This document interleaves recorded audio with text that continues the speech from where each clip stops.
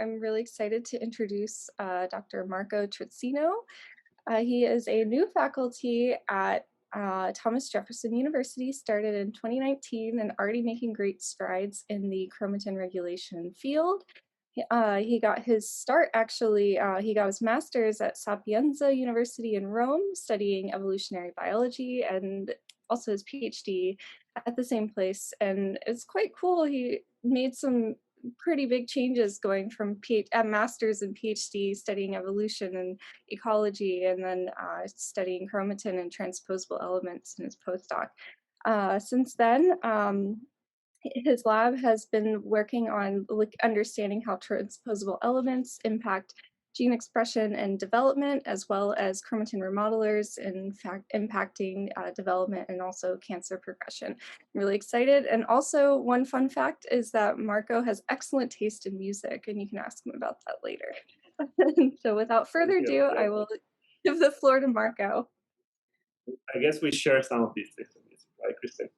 And thank you so much for this great introduction and for all of you guys for the invitation. So as Christine said, my lab is interested in developmental genomics and evolutionary genomics in general, and specifically in two main areas. One is the role of transposable element in generating basically novel patterns of gene regulation. And the other one is the role of chromatin remodelers in the development of the human organism and in general in developmental disorders establishment. And today I will actually speak about one of these areas, specifically the last one. And I will tell you the story of how we understood what's the function of ARID1B, which is a component of the BAF chromatin remodeler, in neuropathic differentiation and in general in neurodevelopment. This was the project of one of my postdocs, specifically Luca, who worked in close collaboration with Alex, which is one of our master students.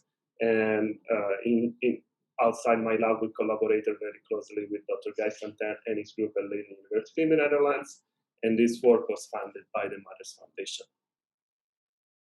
So chromatin remodeling and the BAF. So what is BAF? BAF is one of the members of the SWISHNIF family of chromatin remodelers, which is concerned from yeast to humans. And BAF is basically the mammalian version of SWISHNIF. And these are chromatin remodelers that use ATP hydrolysis to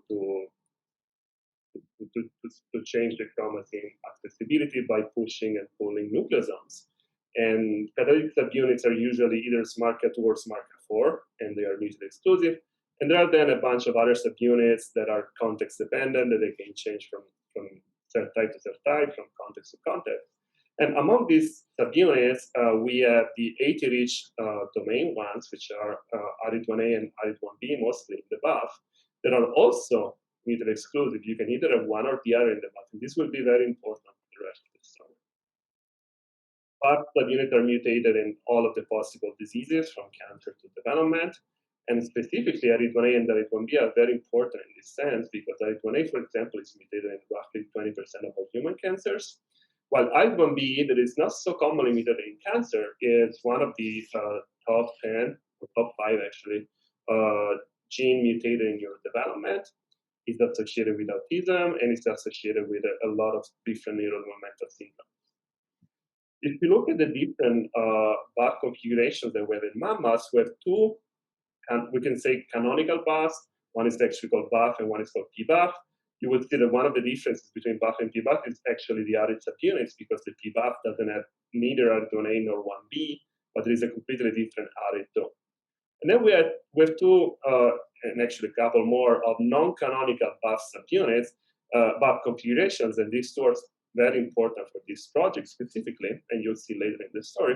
And I want to point out that the G-BAF, which is, and the embryonic stem cell BAF, ES-BAF, that are very important in embryonic stem cells, in pluripotent stem cells, do not have ARID1B at all as one of their subunits. Please keep this in mind. So ARID1B, again, is mutated in a really wide array of neurodevelopmental disorders, causing autism, speech impairment, intellectual disability in general, and also several physical abnormalities, including defective craniofacial development.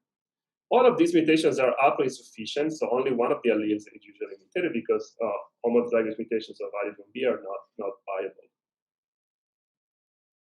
With my lab, we are very interested in craniofacial development, so that's what we focused on. And we focused on a specific syndrome caused by ARID1B, which is called Coffin-Siris syndrome.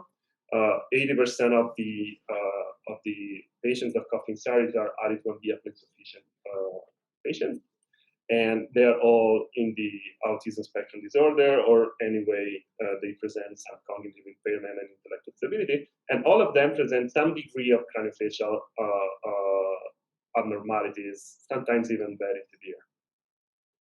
So since we like craniofacial development, we focus on this, and our hypothesis is that ARID1B, and specifically the ARID1B containing BAF, has to have a key role on neurocrest differentiation during craniofacial development.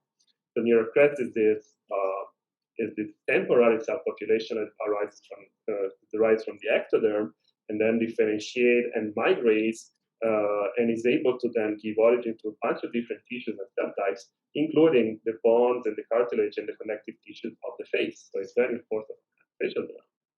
And good for us, there is a very good protocol that allows to differentiate induced pluripotent stem cells, so iPSCs, into neurocrest cells. This protocol was, for example, used a lot by the lab of Untitled Chapter, who actually contributed to development. And we were lucky enough to have, thanks to our collaboration with Dr. Santana in the Netherlands, to have iPSCs from two different Coffin-Siris patients, one male and a female. And so we compared those with a couple of active control lines. We made neurocrest cells out of them, and we studied the genomic of these cells during neurocrest differentiation. I want to, first of all, make you understand what kind of mutations are we dealing with. So the two patients that hereafter are going to be called patient 19 and 26. They have respectively a frameshift mutation and a nonsense mutation. So both of them are introducing a premature stop codon. Importantly, the stop codon is either upstream of the ARID domain or disrupts the ARID domain, suggesting that even if in the unlikely case in which your mutated RNA isoform was actually translated, which normally does not happen, but even if they escape degradation, your mutated protein basically would not be able to leverage the ARID domain, which is so important for the complex to actually reach the chromatin and bind it. Also, the subcodons are before the nuclear localization signal. So again, in the unlikely case that the mutation, the RNA isoform was not degraded, you would not, your protein would not be able to reach the nucleus. And we actually tested it. We made a self-fractionation. We plotted for ARID1B, and we see that by comparing a control line, which is ARID1B wild type with the two patients, in the chromatin we see much less ARID1B, suggesting that if there was a mutated isoform not degraded, it would definitely not be in the nucleus. But when we look at the cytoplasm, it's not there either, suggesting that simply this isoform is not translated. The mutated isoform is not translated. You have no aberrant protein around. And so we moved forward, and we, before starting the differentiation, we just wanted to characterize these iPSCs and see are they pluripotent, do they proliferate normally before starting a differentiation. And so we performed IF, immunofluorescence, and qPCR on a bunch of different pluripotency markers, and they are very nice and nicely expressed. OX4, non-OX2, all of them you can see, and suggesting that pluripotency should be there. We also performed a growth curve, and we saw that compared to a control line, the cells grow normally, proliferate normally. So we were happy with it. The cells look normal, they proliferate. And this makes sense because remember, ARID1B is not present in any of these embryonic stem cell BAF or pluripotency-related BAF, so it's not unexpected that a mutation in ARID1B would not affect pluripotency. But then we differentiated the cells into cranial neurocrest cells, so CNCC is the acronym we're going to use. So this is from one of the papers from Joanna Wysocka's lab that basically explains when you use these surface markers for flow cytometry in CNCC differentiation, what you expect to see. So taking account this quadrant here corresponds to this quadrant here, right? So you start from iPSCs, and then you have an intermediate stage, which is the neuroectodermal stage. And then you finally get to CNCC here, and then potentially, if you want, you can differentiate your neurocrest cells further into different mesenchymal lineages or also neuronal lineages. And so we set up the differentiation protocol first on a wild type line, control line. As you can see here, you have your iPSC here, and then you have your neuroectodermal stage that shows up. And then after 14 days, so this is 5 days, the blue is 5 days. And after 14 days here, you have your nicely and compact differentiated CNCCs ready to go after 2 weeks. So the protocol seems to work in our hand. We also tested a bunch of different neuro-PET genes by qPCR. They're all very highly expressed. But then if you look at the patients, this differentiation doesn't go as smoothly. You can see that already they struggle to make the neuroectoderm, especially one of the patients really struggles. And then the neuroectoderm struggles to make the neuropes cells, because you have a population here that is clearly not really expressing these markers here of neuropes, suggesting that this population is not fully differentiated after 2 weeks. So what are these cells? So if we, instead of looking at neuropes markers, we look at pluripotency markers. So these are markers that are normally very active in the iPSCs. You see basically something that mirrors this. These cells, not only they do not go to a neuropes, but they push the pluripotency even more. Like this patient 26 said, 25% of the cells that are like even more pluripotent in the iPSC. They express the pluripotency markers, they are upregulated compared to the iPSC. So they are stuck to pluripotency, they do not differentiate properly. So these patient cells are pluripotent, they seem to be pluripotent, they grow normally, but the differentiation is actually not working well. So what's the molecular base of this? So what's going on? So we started, to do a bunch of genomic experiments by comparing our 2 patient lines with 2 control lines, ARID1B wild type, 1 male and 1 female in both cases, so we don't have any sex-related effect. And so what time point should we perform the experiment? That was the first question, because you have 14 days, but you cannot possibly perform experiments at 14 different time points. And so we performed a time course of ARID1B during the CNCC differentiation. And we see that expectedly you have quite a low level of protein in the iPSC stage. Again, remember, ARID1B is not part of any of those pluripotent-related BAF complexes. But then as soon as you induce the differentiation, the level of protein goes up in at least 2 waves. We're not sure what's going on with this stage 3 that keeps showing a decrease of protein. But then at the day 5 and 7, between day 5 and 7, you really have the peak of activity of ARID1B. A ton of protein is there. And then it goes down suddenly, and we will see why this is happening and how this is impaired. And so basically, this was the time point we saw that was very relevant for us between day 5 and 7, which, remember, day 5 is basically when you're at the neuroectodermal stage of neuropes differentiation. So we performed all of our experiments at the day 5. And since ARID1B is part of a Chromatin remodeler, we started by performing ATAC-seg, of our samples, control, and patients. ATAC-seg, as you all know, I don't need to explain it to this audience, provides a profile of, genome-wide profile of chromatin accessibility. When you have a peak, you have an accessible region, basically. So we found close to 30,000 peaks that were replicated across all of the technical and biological replicates of all of these conditions. All of the patient replicates, all of the control replicates, they had these 30,000 peaks. But then, interestingly for us, we found 5,500 peaks that were specific of the patients, meaning that they were replicated in all of the patient replicates and not found in any of the control replicates. So these are regions that are apparently, at the day 5 of CNCC differentiation, they are apparently accessible only in the patients. And you can see here an example of them. Well, we only found like 500 control-specific regions, so we really wanted to focus on this because these are like 92% of all of the regions with, let's call it, like differential accessibility. And were very interesting for us because we see that these regions are indeed patient-specific accessible regions. And so next step was, is ARID1B actually binding at these 5,500 regions? So we performed CHIP-seq for ARID1B. And the answer is yes. We see clear signal in basically all of them. So ARID1B with the BAF is there at the day 5. But when you lose ARID1B because of mutation, as expectedly, your signal of ARID1B goes down significantly, suggesting that you have severe loss of binding of ARID1B at all of these 5,500 enhancers and promoters. The what are they? I mentioned enhancer and promoter. So if you look simply at the distance from the closest peptide, you see that close to 90% of them are far away from the genes, at least 1 kb. So they could be enhancers, right?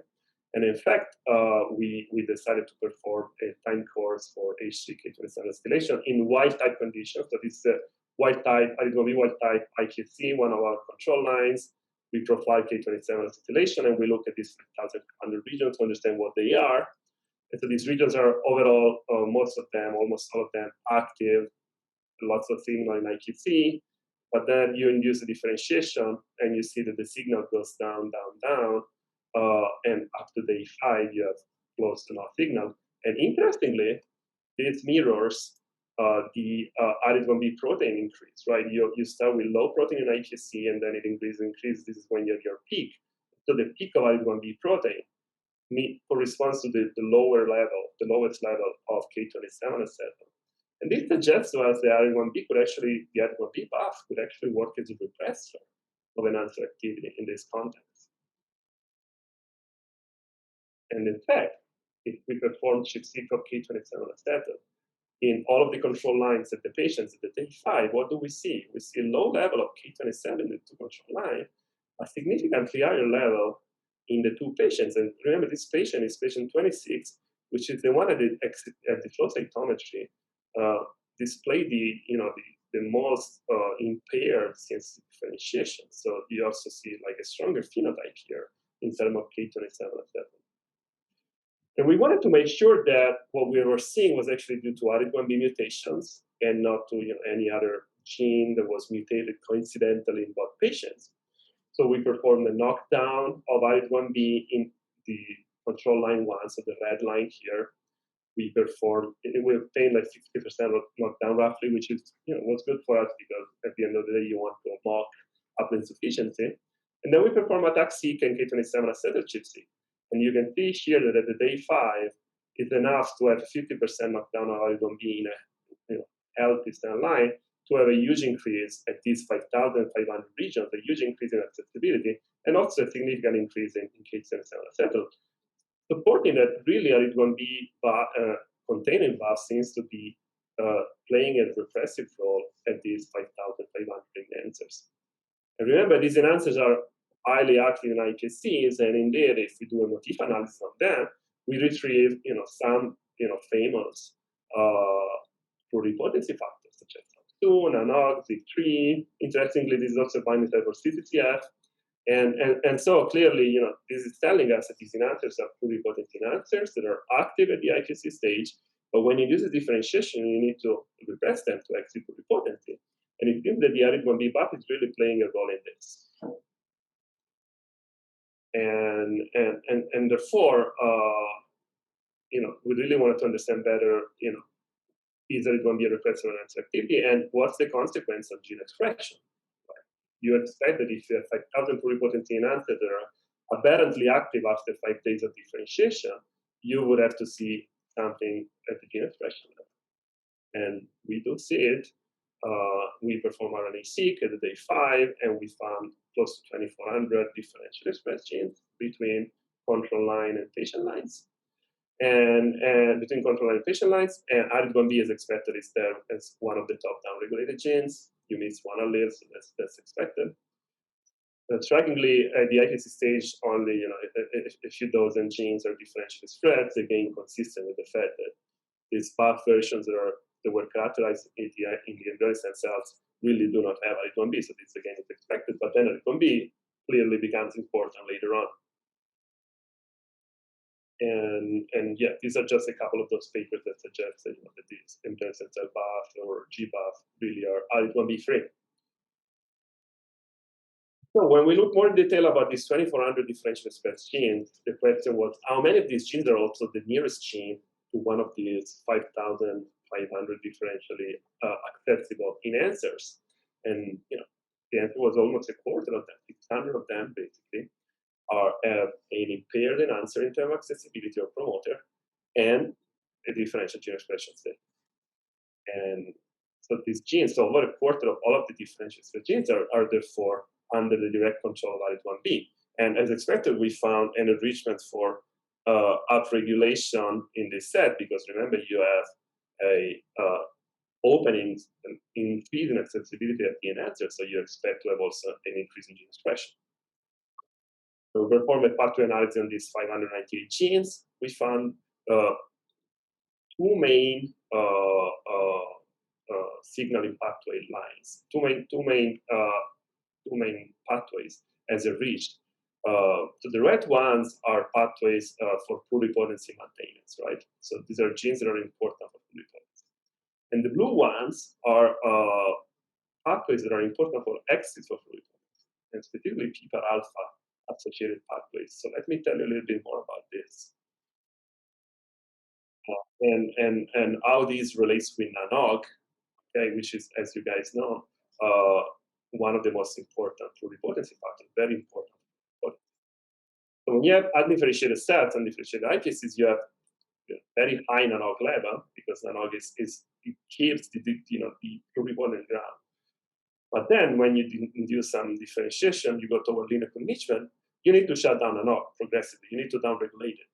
And to do that, there are different strategies, but one of these is to upregulate specifically the PPAR alpha pathway, because PPAR alpha and NANOG counteract each other. We know that in iPSCs, you expect to have a lot of NANOG and very little expression of the PPAR alpha regulated gene. But when you induce differentiation, it is supposed to change and to go the other way. And in fact, PPAR alpha inhibitors are now widely used when you need to reprogram fibroblasts into iPSCs. You provide cells with a PPAR alpha inhibitor, because it improves the reprogramming, because it increases NANOG and NANOG associated genes expression. So when we look at these two pathways, then we found something very striking. Right? If you look at the NANOG and NANOG related genes, they're all upregulated in patients compared to control. When we look at the PPAR alpha associated genes, you see the opposite. So the genes important for pluripotency are upregulated at the day 5. This is day 5, right? You still have a lot of expression of pluripotency. Associated genes is actually also pluripotency factors. This is SOX2, NANOG, OX4, all highly expressed at the day 5 in your patients. When you look at the exit of pluripotency genes, you have the other problem. These genes are not active. So this tells you why these cells, most likely, cannot differentiate well, because they enforce these pluripotency signals over and over throughout the differentiation.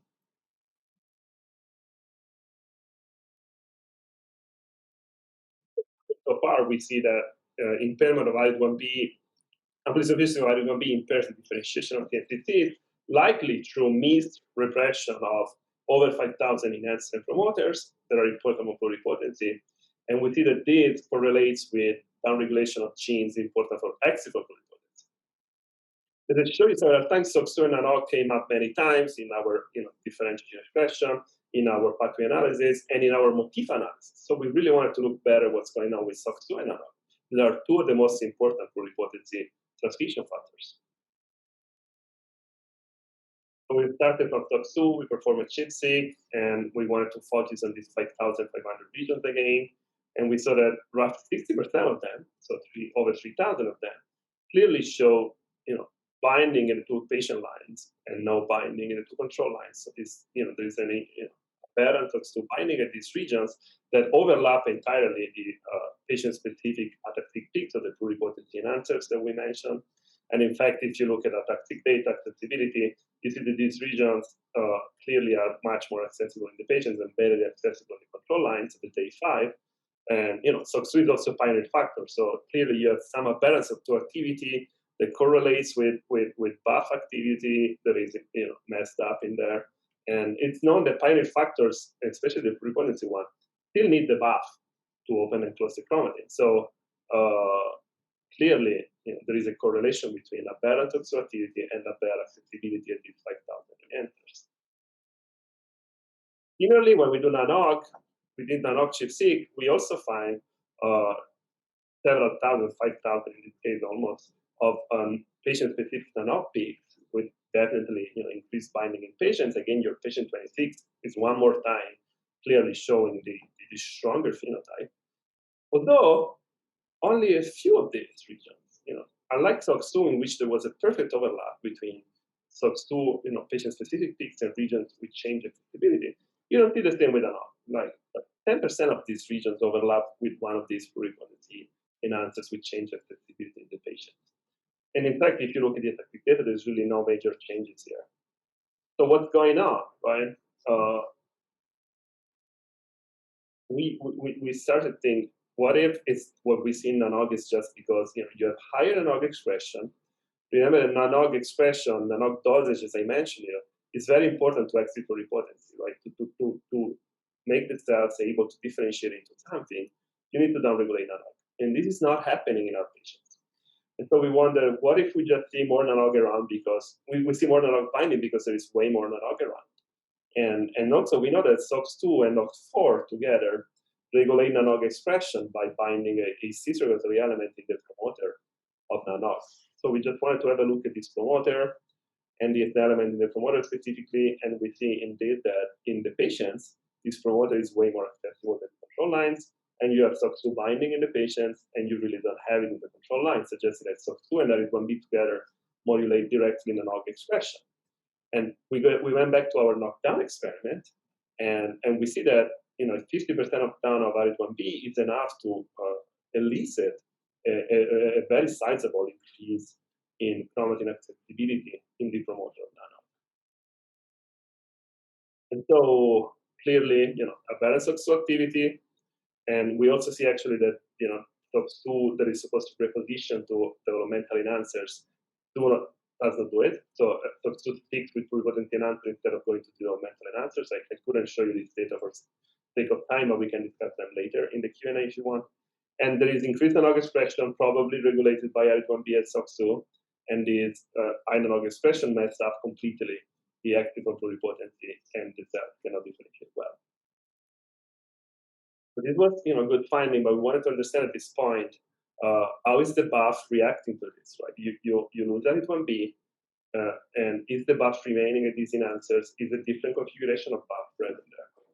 And so we of course focus on ARID1A because, as we know, ARID1A and ARID1B are mutually exclusive in the BAF. You can either have one or the other. So is there any mechanism of compensation? We know that these two subunits tend to compensate between each other. I demonstrated that in another previous work as a postdoc, but there are a bunch of papers that suggest that in general, BAF subunits can compensate to the absence of one subunit with another. And this was especially important for us because it was really studied by Jeff Sugrab and in the lab of Terry Magnuson that suggested that at least in the liver where this project was performed, ARID1A is mostly part of an activating BAF that enhances and promoters, whereas ARID1B is mostly an enhancer repressor, which is indeed what we see. And so we wanted to look at ARID1A during differentiation, and was striking. As expected, ARID1A is present in iPSC since it's part of the ES-BAF. But then as soon as we induce a differentiation, ARID1A disappears. The protein disappears, and this mirrors the huge increase in ARID1B protein that you have at the same time point between day 1 and 7. So then when ARID1B goes down, because it's done its work, ARID1A pops back up. So these two subunits really talk to each other in a normal condition. These are wild-type cells, right? ARID1B wild-type cells. So day 5, again, remember, is when we did all of our experiments in which we normally have a ton of ARID1B and close to no ARID1A. But how does day 5 look in the patients? When you look at ARID1A, not quite normal. You see that the patients peak with ARID1A throughout the differentiation. So they keep high ARID1A level compared to a control line at the day 5. And so since ARID1A is our activator, is ARID1A actually binding at these enhancers? So we first checked by cheap qPCR. We performed our cheap qPCR of ARID1A at the iPSC and at the day 5, and we look at 4 of these 5,000 pluripotent enhancers. And so first focus on the blue. What do we see here is that, as expected, ARID1A is binding at these enhancers in control and patient lines, strong binding everywhere. As expected, ARID1A again is part of the ES-BAF. But then, when you differentiate cells, focus on the orange now, your control lines completely lose ARID1A, completely. And that's expected because remember, ARID1A is gone. But your patient cells stick with it. And so you have still some residual ARID1A binding in all of your patient lines. But these are just foreign answers. It's a cheap qPCR. You cannot really trust it. So we said, do you actually see this genome-wide at all of the 5,000 answers? And the answer is yes. We did ARID1A-SPECIFIC, and we see binding of ARID1A in both of the patients. Patient 26 with more binding again. Is patient 26 is showing more and more and more clearly the stronger molecular phenotype. And remember, these regions in normal condition in your control lines were bound by ARID1B, but now you lose ARID1B and you get ARID1A. You lose the repressor, you get the activator. So that's probably explaining most of what we see. So our working model here is that at the iPSC stage, your ES-BAF with ARID1A, that was already known. And these ES-BAF and other forms of BAF, such as the G-BAF, regulate pluripotency enhancers and keep them active.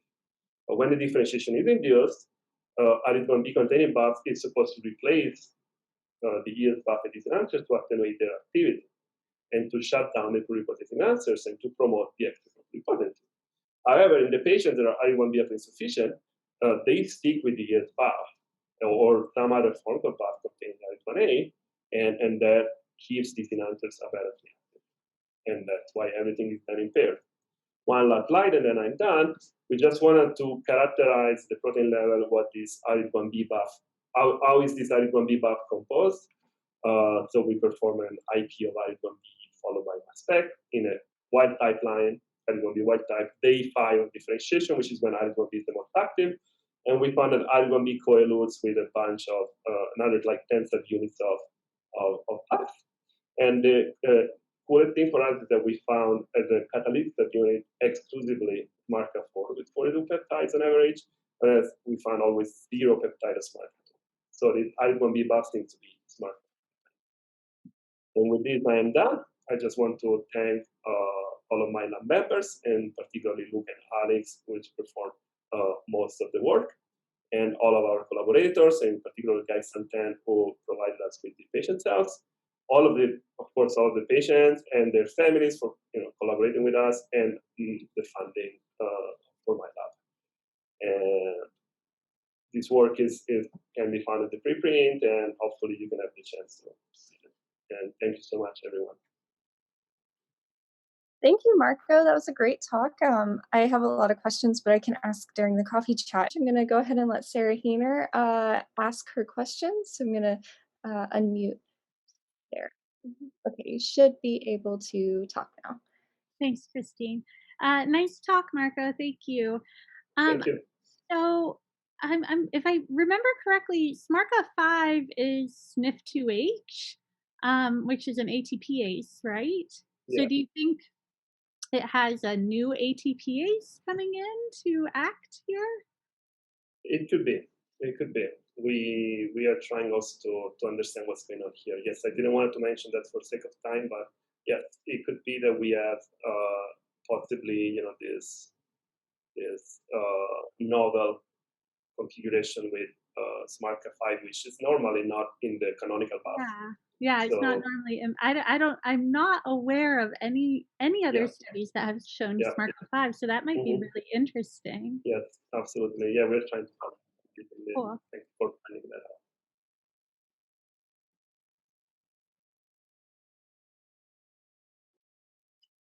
Yeah, I was curious also on that, like if you did the IP mass spec on the ARID1A containing, like the aberrant ARID1A containing complexes, if you saw any like weird, I know switch SNF complexes in general are kind of crazy where there's like different subunits and different cell types. It's in progress. It's in progress, especially because we expect the reviewers for sure to ask about this. So we're doing that right now. Cool. Yeah, I'm curious to see what kind of like Frankenstein complexes you end up getting. Yeah, what we want to understand is that is it just the BAF that remains there, or is actually like a Frankenstein, like you said, something that normally does not exist, but that these patients, put together. Right. Cool. I'm going to take one more question from Carmelo Ferrai. I went ahead and allowed you to speak. And after Carmelo's question, we'll just go ahead and switch over to the coffee chat. So thank you. Okay. Marco, can you hear me? Yes. Hi, Carmelo. Hi. Nice. Very nice talk. I wanted to ask you something. Did you check in terms of repression if there is any kind of complex factor that eventually goes down as well? Yeah, no, zero completely. So basically, instead of the lack of repression by some other factors, it's just really ARID partner that is pushing up.